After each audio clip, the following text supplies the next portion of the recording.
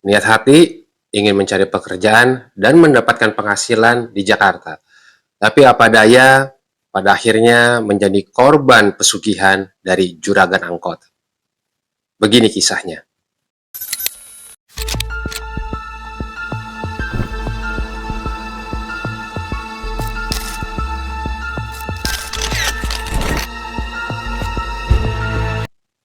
Ketemu lagi dengan gue, mantan Indigo.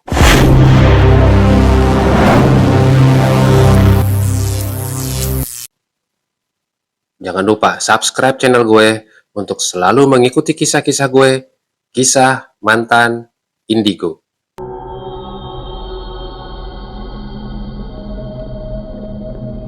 Sebut aja namanya Susi.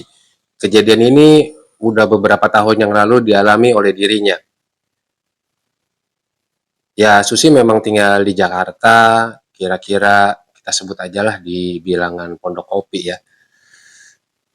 Dia tinggal di lingkungan itu udah lumayan agak lama, dan beberapa rumah dari rumahnya Susi ini ada seseorang juragan angkot.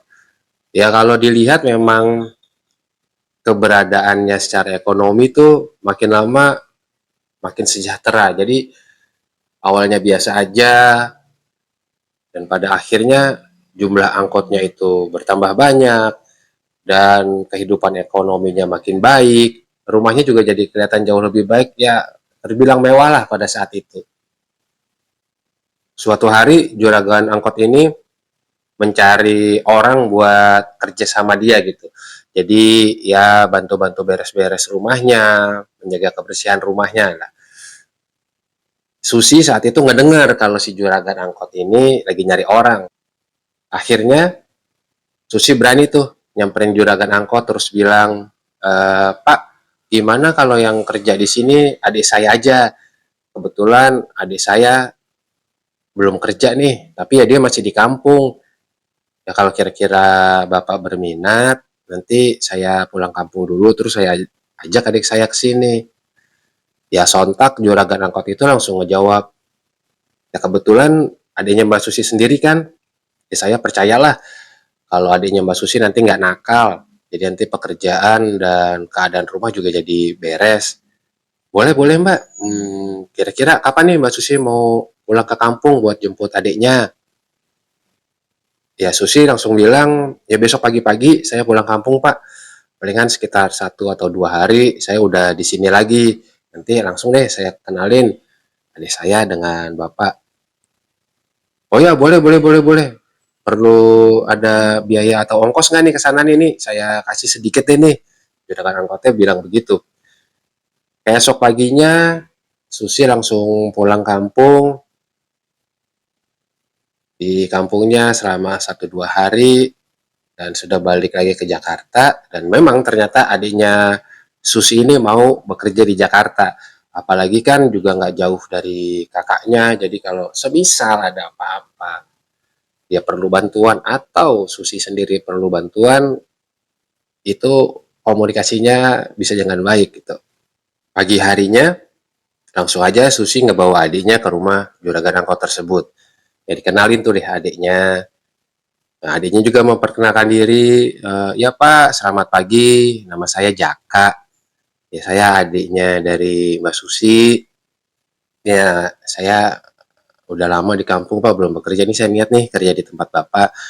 Ya mudah-mudahan saya dapat bekerja dengan baik." Ya Bapak juragan angkotnya juga ngerespon dengan baik. "Oh ya Jaka ya, ya mudah-mudahan kamu betah deh kerja sama saya di sini. Kamu ntar kerja tinggal di sini aja, jadi saya kalau ada perlu apa-apa bisa langsung minta tolong sama kamu, kan nggak terlalu jauh juga nih rumah saya sama rumah kakak kamu dengan rumahnya Mbak Susi. Ya nggak apa-apa ya, Mbak Susi ya, Jaka kerja sama saya terus tinggal di sini aja. Kabarnya kamu juga udah saya siapin kok nih Jaka. Nanti di sisi belakang rumah, nanti saya kasih tahu deh.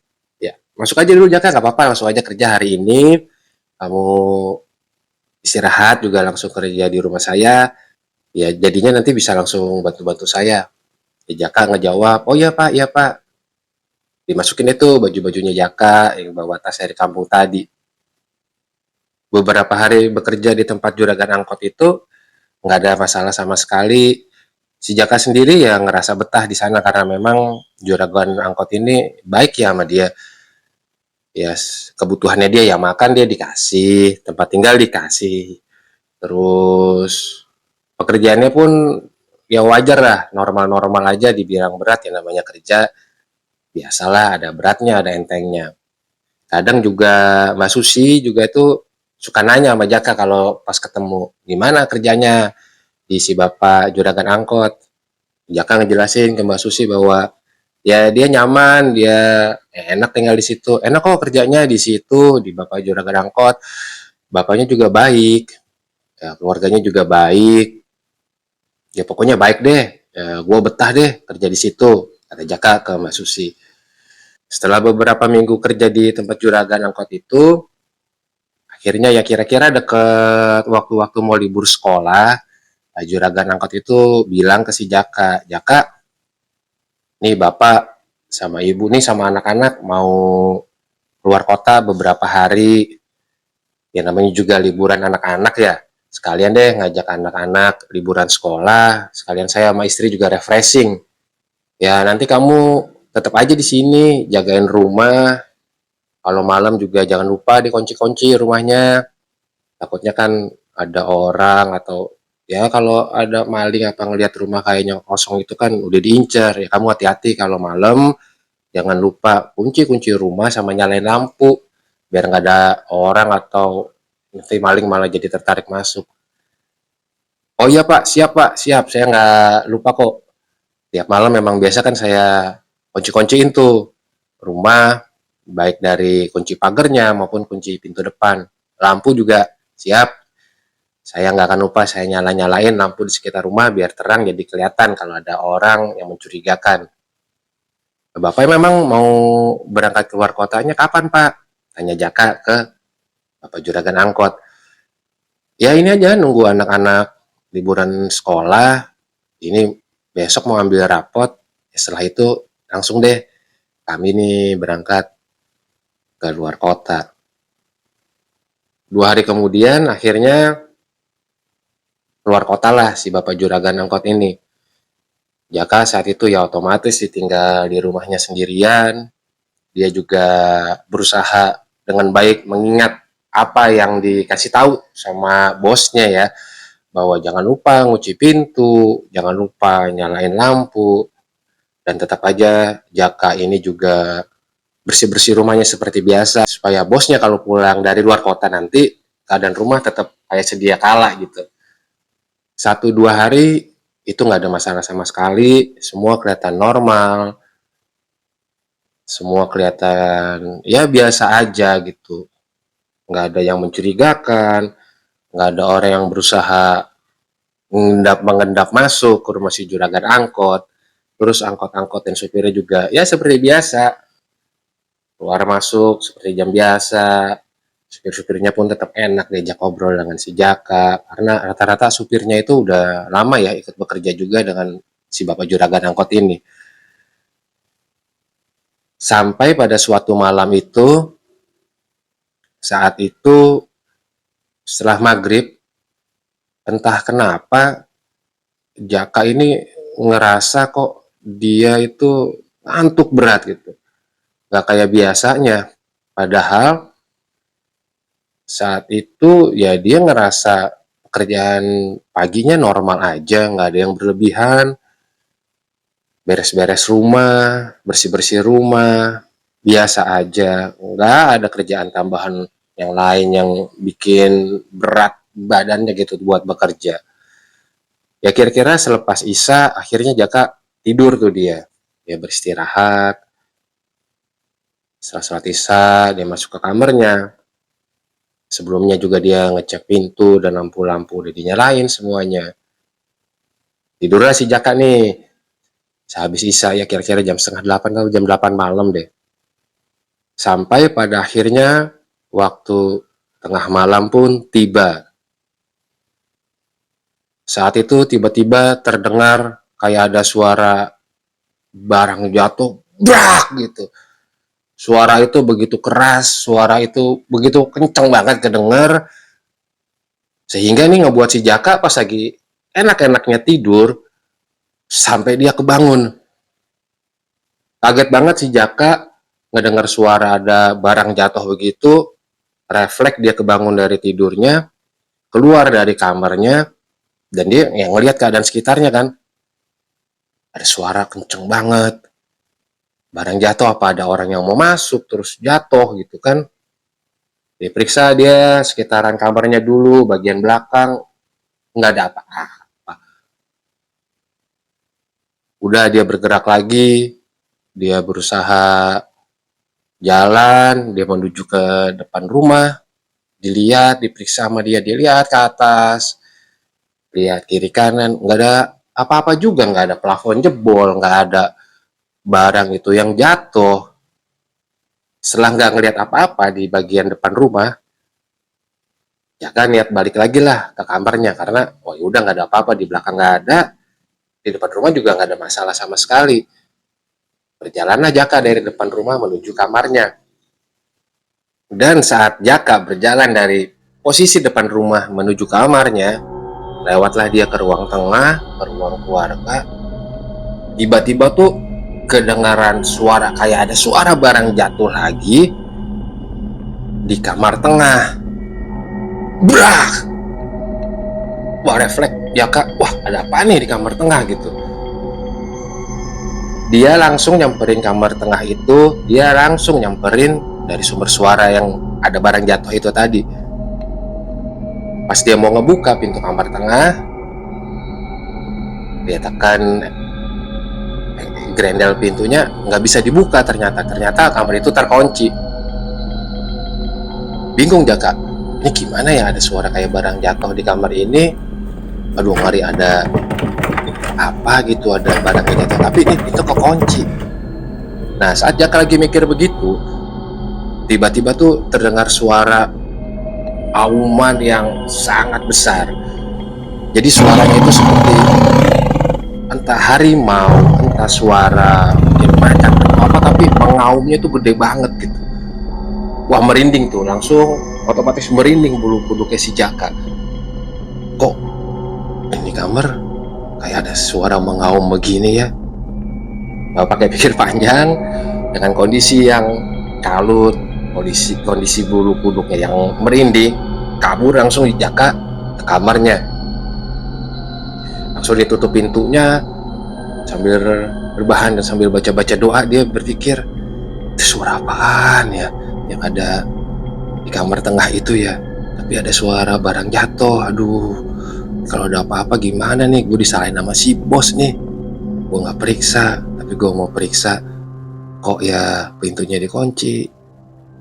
Sambil kalut berpikir dan keadaan merinding, sambil agak bergetar tubuhnya karena takut mendengar suara itu, terdengar lagi suara auman binatang tadi yang kayak dari kamar tengah itu.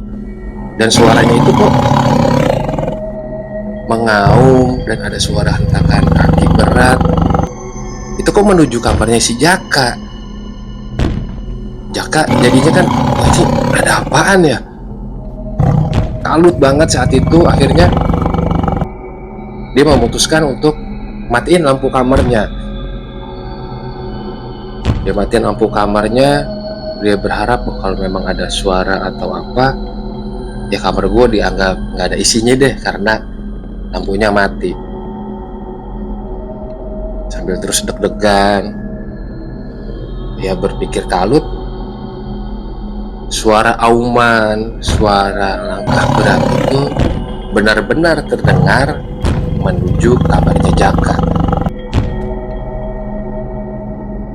Iya, Jaka jadi makin ngerasa sangat-sangat ketakutan. Dengan tubuh bergetar dan pikiran kalut, dia berusaha mencari cara buat gimana caranya ini kabur dari kamarnya dia gitu. Dia lihat jendela, gak mungkin gua kabur dari jendela nih karena ya, jendelanya kecil gitu. Terus dia lihat ke atas, gimana caranya ini.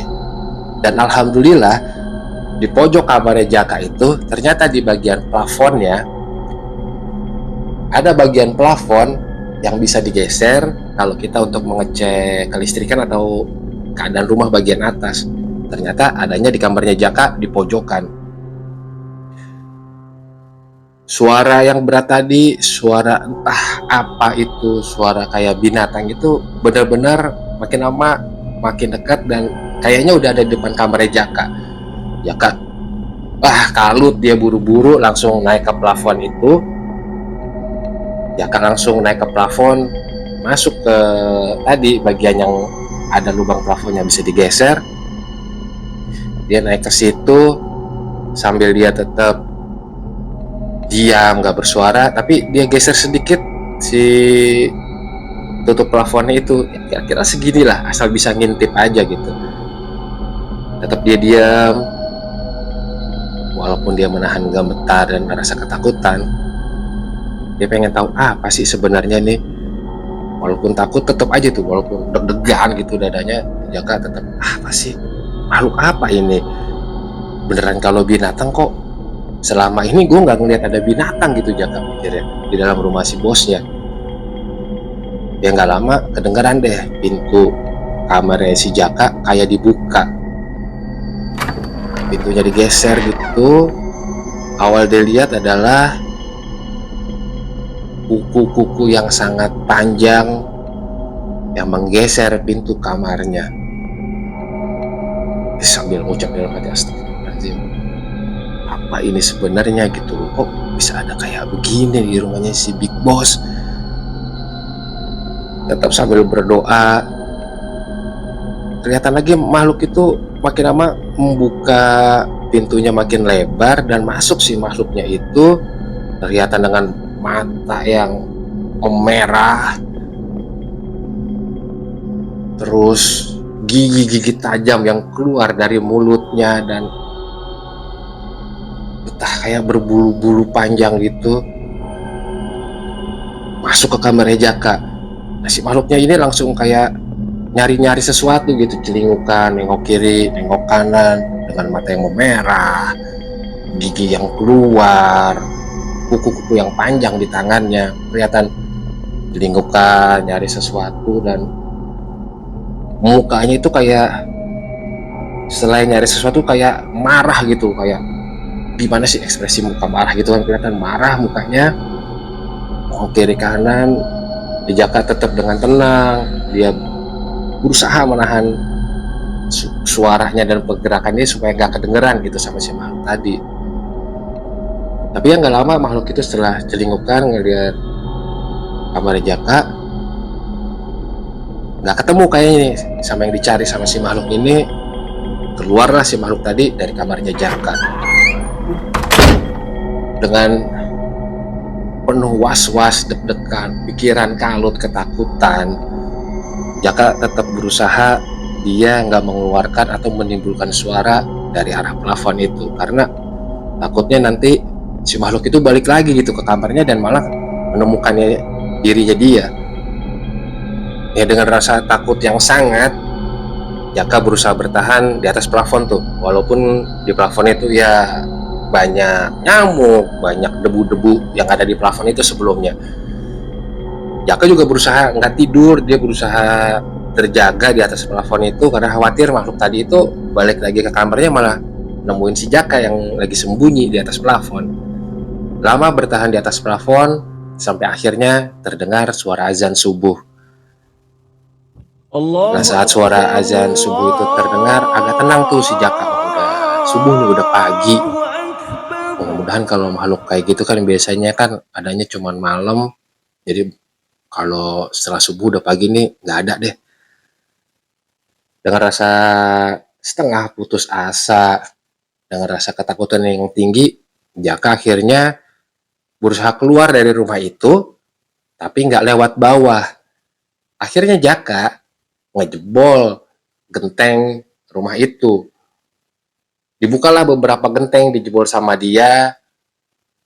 Keluar tuh Jaka saat azan subuh tadi dari rumah tersebut. Saat keluar pun di atas genteng tuh dia ngelihat kondisi gangnya itu kok sepi, nggak ada orang yang mondar-mandir, terus suasana juga hening gitu. Ya udah langsung aja tuh Jaka buru-buru turun dari genteng, Dia manjat pagar ke rumah kakaknya lah dia.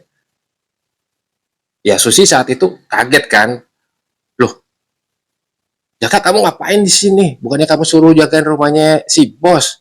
Kan si bos lagi keluar kota. Kamu juga punya tanggung jawab loh di sana. Ngapain malah pagi-pagi di sini? Nanti takut rumahnya kebobolan maling, kamu juga yang disalahin. Ya setelah Susi nanya itu ke Jaka, Jaka balik cerita. Begini-gini, bentar kak, gini nih kak. Nah aku ceritain nih sebenarnya apa yang aku lihat, apa yang aku rasain semalam, sampai akhirnya aku kabur dari rumahnya si bos itu. Berceritalah si Jaka secara detail apa yang dialamin dari setelah habis maghrib sampai dia pada akhirnya kabur saat subuh itu. Ya Susi langsung kaget dong. Ah, kamu yang bener, kamu ngerasain kayak begitu. Kamu bener gitu, kamu ngelihat kejadian yang kamu ceritain tadi. Jangan-jangan kamu emang malas kerja di sana, jadi kamu ngada-ngadain cerita aja biar bisa langsung pulang nih. Bener kak, aku ngeliat tuh, iya begitu deh yang tadi aku ceritain. Aku mau cerita lagi, aduh serem banget. Udah deh kak, gimana kalau ini aja kak, aku langsung aja deh pulang lagi deh ke kampung. Aku udah nggak berani kerja lagi di situ. Ya melihat adanya ketakutan, Susi langsung ya udah kamu beresin aja yang ada aja. Ayo deh kita langsung pulang aja nih ke kampung, kita ke terminal langsung kita pulang ke kampung. Pagi itu juga nggak lama langsunglah Susi dan Jaka balik lagi ke kampung mereka gitu. Sesampainya di kampung, Jaka ini langsung dibawa ke orang pintar di kampung itu. Ya Susi dan Jaka juga penasaran, apa sih yang sebenarnya terjadi di rumah itu kepada Jaka? Kenapa sih Jaka bisa ngalamin kejadian yang sebegitu mengerikannya pada saat malam itu? Jaka bercerita kepada orang tersebut, ini Pak, saya ngalamin melihat makhluk dan sebagainya yang kayak Jaka alamin. Pada akhirnya berkatalah si orang yang dianggap orang pintar itu kepada Jaka dan Susi. Jadi begini, si Jaka ini sebenarnya udah dijadiin tumbal dari pesugihan bosnya sendiri. Udah dijadiin tumbal untuk kemajuan dan kekayaan si bos angkot tersebut. Hah? Jaka sama Susi, terlebih Susi ya, kelihatan kaget banget. Hah? Yang bener Pak, adik saya sampai bener-bener dijadiin tumbal buat pesugihannya. Ya iya, ya kamu lihat sendiri kan, di mana kekayaannya langsung tiba-tiba melonjak, tiba-tiba dia dalam beberapa tahun ini langsung kaya, terus tiba-tiba angkotnya jadi tambah banyak. Padahal kan usahanya angkot aja, nggak ada yang lain. Susi ngejawab, iya sih, tapi saya nggak nyangka Pak nih, sampai adik saya sendiri yang jadiin tumbal sama dia. Padahal saya sendiri sama dia tuh nggak ada masalah sama sekali. Saya sendiri sama dia itu ya berhubungan dengan baik, nggak ada masalah. Saya nggak pernah ada konflik. Saya juga nggak pernah ngegangguin dia kok atau ngerasa yang ngusilin dia lah. Ya orang itu pun berkata, ya memang seperti itu, dia harus berkelakuan dengan baik gitu. Coba deh kamu perhatiin, pastikan ada beberapa orang yang sudah bekerja di sana, tapi ya tiap bulan tetap aja si bos itu, si bapak itu nyari orang buat bekerja di rumahnya. Susi langsung bilang, juga sih, tapi saya benar-benar nggak nyangka loh. Apalagi adik saya sendiri yang mau dijadiin tumbal pesugihannya. Ya setelah itu Susi dan Jaka akhirnya pulang lagi ke rumahnya di kampung. Waktu malam telah tiba dan ya udah waktunya tidur. Dan tiba-tiba tuh di tengah malam si Jaka kebangun dengan berteriak, tolong, tolong, tolong. Ya otomatis keluarga di rumahnya itu ya pada bangun. Kamu kenapa? Ini saya mimpi nih, aku mimpi dikejar-kejar makhluk yang ada di rumahnya si bos tadi. Ah masa sih? Iya, aku ngeliat dia dengan, ya itu dengan kukunya yang panjang, mata merah dan gigi-giginya ngeruncing itu kayak mau makan gue. kayak kayak saya ini mau dimakan sama makhluk itu. Ya itu cuma mimpi aja kali, kamu masih ngerasa stres karena kondisi yang kemarin. Ya Susi berusaha nenangin si Jaka. Enggak kok, ini kerasa nyata banget kalau makhluk itu memang bener-bener mau makan gue. Ya udah, coba kamu tenangin diri kamu dulu, terus ya baca-bacalah. Aku berzikir sebelum kamu tidur lagi. Hari pertama dilewatin dengan mimpi buruk yang Jaka alamin. Di hari kedua sama lagi, saat lagi tidur dan mendekati tengah malam, Jaka kebangun dan lagi-lagi berteriak minta tolong. Tolong, tolong, tolong. Ditanya lagi sama Susi, kamu kenapa? Ya, Jaka itu bermimpi didatengin lagi sama makhluk yang dia lihat di rumah di pos angkot tadi. 1-2 hari ngalamin gitu, dan di hari ketiga malah jadi tambah parah. Lagi-lagi mendekati tengah malam, si Jaka kebangun dari tidurnya, dia sambil teriak tolong-tolong, dan bahkan sekarang sampai lari keluar rumah. Sambil berlarian keluar rumah, Jaka terus teriak minta tolong, teriak terus-terusan, tolong-tolong, saya dikejar oleh makhluk, saya mau dimakan oleh makhluk itu, saya mau dibinasakan oleh makhluk itu.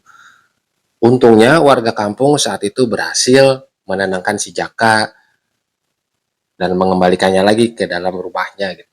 Ya keluarganya juga berusaha menenangkan Jaka bahwa udah itu cuma mimpi aja kok, kan dia udah di sana, nggak mungkin lah ngejar kamu sampai sini. Tapi kenyataannya adalah lebih parah. Jaka memang pada akhirnya tiap hari itu bermimpi buruk. Dia bermimpi tetap dikejar-kejar oleh makhluk yang ada di rumah bosnya. Dan semakin lama, mimpi itu benar-benar semakin kayak menjadi nyata gitu. Benar-benar Jaka itu akan dimakan, Jaka akan diterkam oleh makhluk itu. Dan si Jaka akan dibinasakan gitu. Kejadian bermimpi buruk itu makin lama makin parah, dan bukan hanya pada malam hari. Terkadang si Jaka ngerasa dikejar-kejar oleh makhluk itu pun pada saat siang hari. Itu berlangsung setiap hari. Tiap hari Jaka ngerasain kayak begitu. Sampai pada akhirnya kurang lebih sekitar 1 bulan setelah Jaka merasakan kejadian awal dan dia pulang kampung, pada suatu hari, pada suatu pagi, memang Jaka kelihatan saat tidur itu nggak kelihatan gelisah. Sampai Susi membangunkannya gitu. Jaka, bangun, bangun. Ini udah agak siang nih. Ayo yuk bangun dong, udah siang nih. Ya kalaupun tadi malam tidur gak nyenyak, ya nggak apa-apa, tapi ini udah siang nih. Tapi saat dibangunkan nih, Jaka tetap aja dia kelihatan tidur dengan tenang. Ya Susi berusaha ngegoyang-goyangin si Jaka supaya bangun gitu. Ayo bangun dong, nih udah siang nih. Tidur melulu masa sih? Tetap si Jaka kelihatan matanya merem, kelihatan dia mukanya tenang. Ya Susi pada akhirnya ya ngerasa panik gitu. Akhirnya mastiin dengan meletakkan tangannya di bawah hidungnya Jaka, nih bener kan nih si Jaka? Dan ya memang pada akhirnya ya Jaka pagi itu ya menghembuskan nafas terakhirnya. Rasa kalut ya ada di dirinya Susi, kok akhirnya jadi begini ya. Banyak pikiran yang ada di dalam pikiran Susi ini, emang si Jaka meninggal karena memang sudah umurnya, atau ya karena kejadian yang lalu ya, kejadian di rumah si bos angkot itu ya. Kok bisa sih sampai kejadian sama adik gue sendiri gitu. Nangis lah Susi, akhirnya dia beritahu pada keluarganya bahwa emang Jaka udah nggak ada gitu. Ya memang kalau dari yang Susi ceritakan, memang ya rumahnya si bos angkot itu ya memang kelihatan kalau per berapa bulan, 1 bulan atau 3 minggu itu selalu ada pekerja baru yang bekerja di rumahnya si bos angkot itu. Beberapa tetangga sempat tanyain, Pak, karyawannya baru lagi ya? Pak, yang kerja di sini baru lagi ya? Emang yang kemarin kemana Pak?